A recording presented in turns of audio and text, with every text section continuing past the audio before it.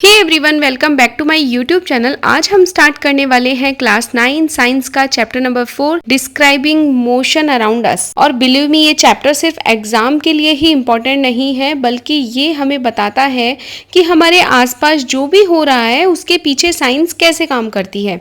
So let's begin. कभी आपने notice किया है कि बटरफ्लाई कैसे फ्लाई करती है, स्नेक कैसे स्लिदर करते हैं, हॉर्स कैसे गैलप करते हैं, या फिर ओशियन में टाइड्स कैसे राइज और फॉल होती है।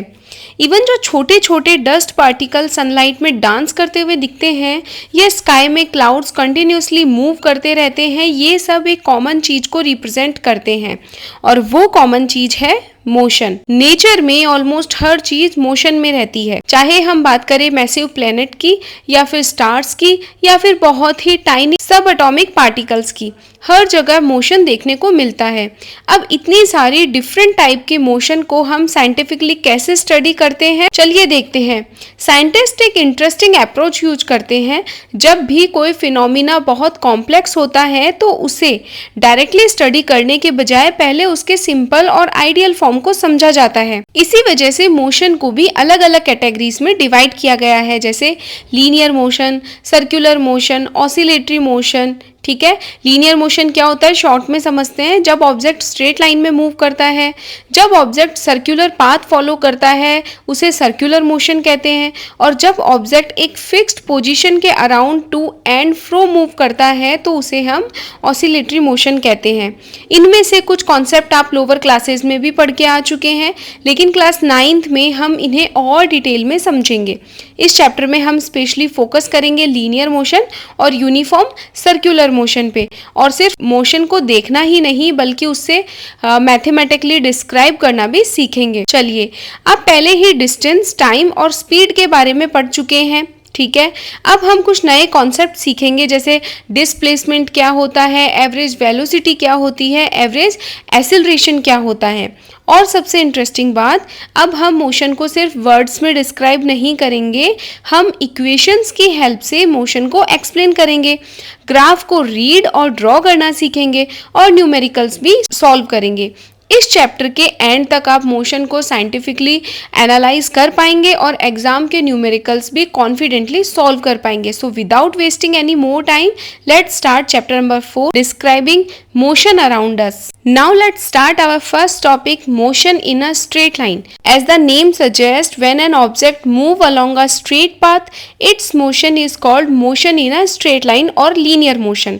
यानी कि अगर ऑब्जेक्ट स्ट्रेट पाथ पे मूव करता है तो इसे ही हम क्या कहते हैं, लीनियर मोशन कहते हैं। Now just look around you, आपको ऐसे बहुत सारे एग्जाम्पल्स मिल जाएंगे। For example, children participating in a swimming race. अगर स्विमर अपनी लेन में सीधा मूव कर रहा है, that's an example of straight line motion. Similarly, a ball falling vertically downward, a car moving on a straight stretch of a highway, or a train moving on a straight railway track. All these are example of motion in a straight line. The object follows a straight path. यानी जो भी हम example देख रहे हैं इसमें object क्या कर रहा है, एक स्ट्रेट पाथ पे मूव कर रहा है। ठीक है, that's why we call it linear motion. Now here's an important point. Suppose I ask you, is the car moving? You obviously say yes, but is this information enough to describe its motion? Not really, because to study the motion of any object we must know its position at different instant of time. ठीक है, यानी आप केवल देख के नहीं बता सकते हो कि मोशन कैसा है, उसके लिए आपको उसकी पोजीशन देखनी है अलग अलग टाइम पे। For example, at 0 second the car is at the starting point, at 5 second it has move 50 meters, at 10 second it reaches 100 meter.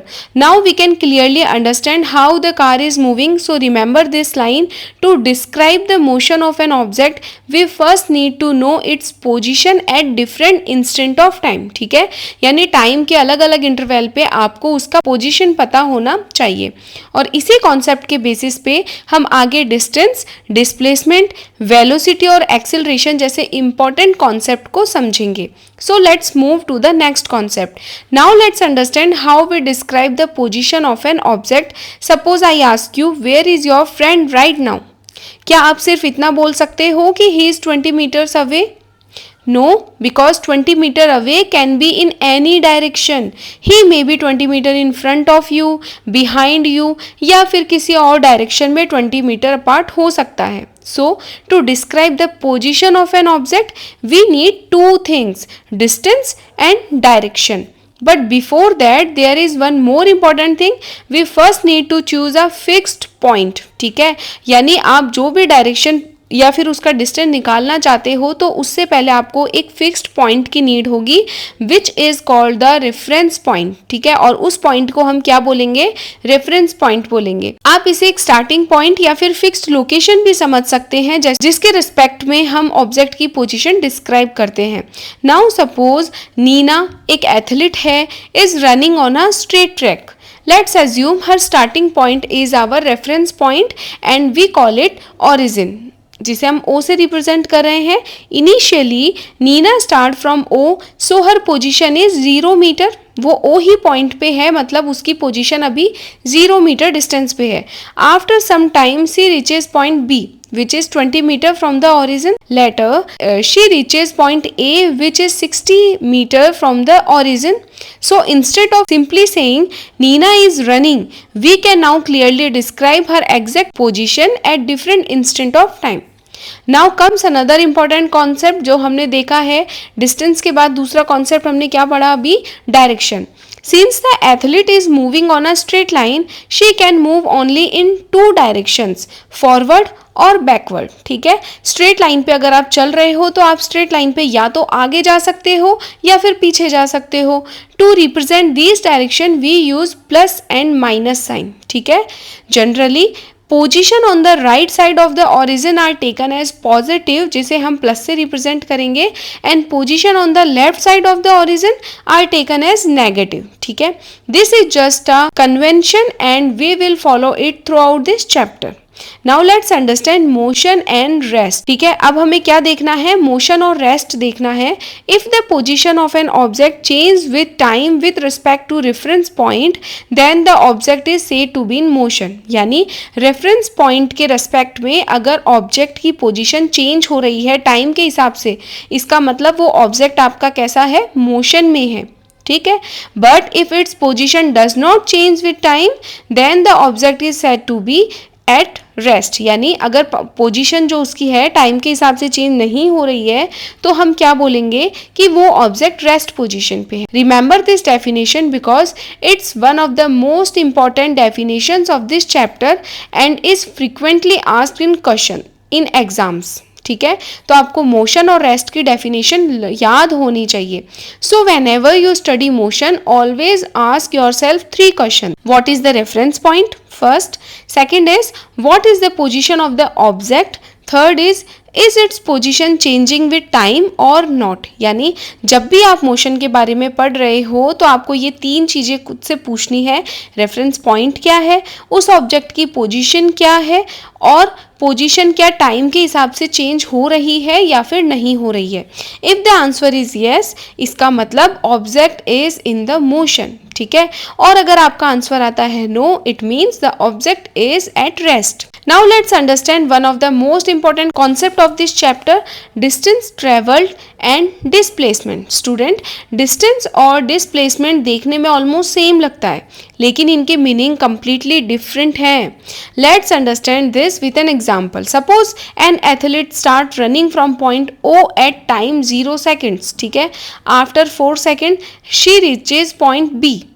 Then she continue running and reaches point A at t10 seconds. ठीक है, अब यहाँ तक तो सब ठीक है, but now she turned back and runs in the opposite direction. Finally, at t is equal to 16 seconds, she reaches point B. Now here a question for you. How much distance has the athlete actually traveled? Let's calculate it. From O to A, she covered 100 meter. Then from A to B, she covered 60 meter. So the total distance travel will be 100 plus 60 is equal to 160 meter. So remember, distance travel means the total length of the actual path covered by an object irrespective of the direction. ठीक है, यानी object कितना भी आगे या पीछे move करे, हमें सिर्फ कंप्लीट पाथ को ऐड करना है. Now let's talk about displacement. At first glance आपको लग सकता है कि आंसर भी 160 मीटर ही होगा, इसका यानी डिस्प्लेसमेंट का, but actually it's not, because displacement does not depend on the complete path, it depends only on the initial position and the final position. क्या होता है देखो, एथलीट ने स्टार्ट किया पॉइंट ओ से और फाइनली पॉइंट बी पर आकर वो रुक गई। उसकी स्टार्टिंग पोजीशन और फाइनल पोजीशन के बीच का शॉर्टेस्ट स्ट्रेट लाइन डिस्टेंस कितना है, सिर्फ 40 मीटर है, यानी डिस्प्लेसमेंट 40 मीटर ही होगा इन द पॉजिटिव डायरेक्शन। अब इन दोनों में डिफरेंस क्या है वो देखिए, डिस्टेंस टोटल कितनी कवर की उसने 160 मीटर, लेकिन डिस्प्लेसमेंट कितना है 40 metre. That's why distance and displacement are not the same thing. दोबारा से देखते हैं, डिस्टेंस होता है आप स्टार्टिंग पॉइंट से एंड पॉइंट तक टोटल कितना पाथ कवर करते हो, और डिस्प्लेसमेंट होता है आप स्टार्टिंग और एंड पॉइंट के बीच की स्ट्रेट लाइन में डिस्टेंस कितनी है, ठीक है, उसे हम डिस्प्लेसमेंट कहते हैं। अच्छा, अब एक इंपॉर्टेंट कॉन्सेप्ट और ध्यान रखना है, distance is a scalar quantity, ठीक है, that means it require only magnitude, यानी सिर्फ numerical value with unit. For example 160 metre, direction बताने की जरूरत नहीं है कि कौन से डायरेक्शन में है, केवल डिस्टेंस का मतलब हो गया आपको मैग्नीट्यूड बताना है और यूनिट लगानी है।